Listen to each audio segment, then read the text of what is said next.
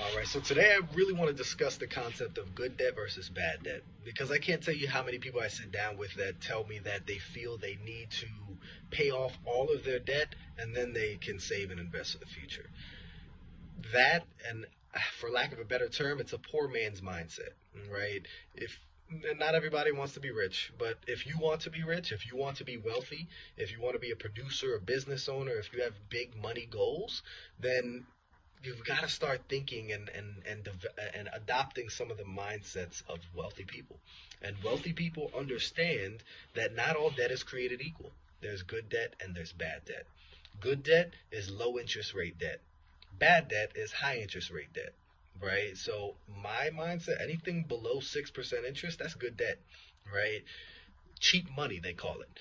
And wealthy people literally even have a acronym where they say OPM, other people's money, right? Use other people's money at a cheap interest rate, at a low interest rate, maintain control of your assets so that you can take advantage of the opportunities that you see in the marketplace, right? So a wealthy person that understands the nature of the market and knows that they can get an 8 to 12% rate of return over the long term on investing in the stock market, they're not going to be concerned with putting all their money towards their car note or their mortgage or their student loans if they're being assessed at 2, 3, 4% interest.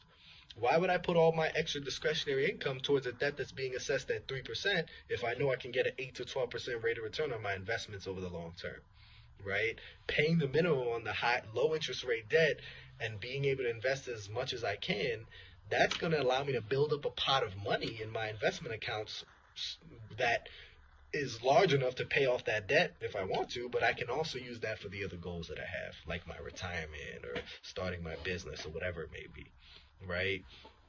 The general rule of thumb is that if you can beat the interest rate on your debt with the rate of return that you get on investments, that's when it makes sense to invest, right? It makes sense to pay the minimums on that student loan, mortgage, car note, and invest as much as you can. Because if you have the mindset that you have to pay off all of your debt before you can invest, then you're going to get to your 30s, 40s, and yeah, you'll probably have the car paid off and the student loans paid off and maybe even your house paid off. But at that point, you'll have no savings or investments, right? If you put all your money towards your debt, and the amount that you would need to save and invest on a systematic basis to achieve those long-term goals that you should have been thinking about 10, 20 years ago, it's going to become unattainable, right? The longer you wait, it becomes unattainable, that because time is the most important thing when it comes to being able to get that compound interest.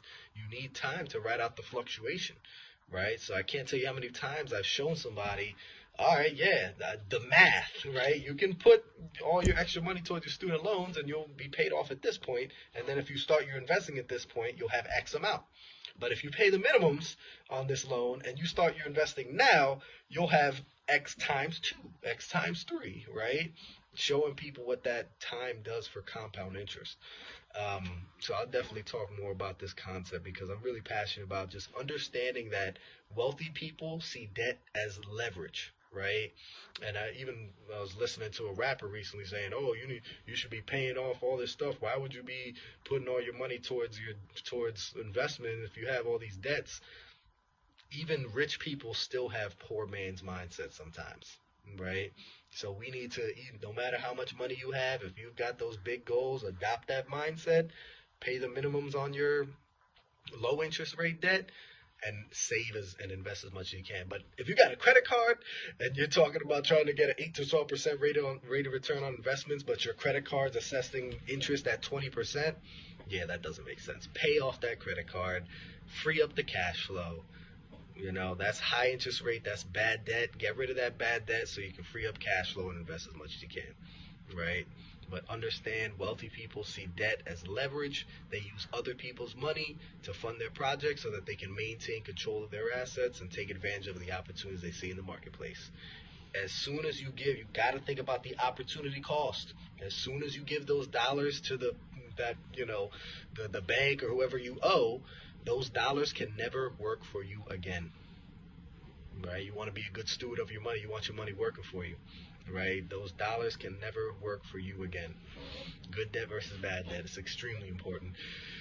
So yeah, if anybody wants to rap about this, if you just want to, you know me, I do free consultations. I love having I have these conversations every day, and that's why I love my life, because I get to just talk about money and talk about how we can use your money as the tool that it is to fuel your growth in the areas that are really important. And that's why I do what I do, because I love being a resource to help people achieve their goals. So yeah, hope you guys got some benefit, and looking forward to the next video.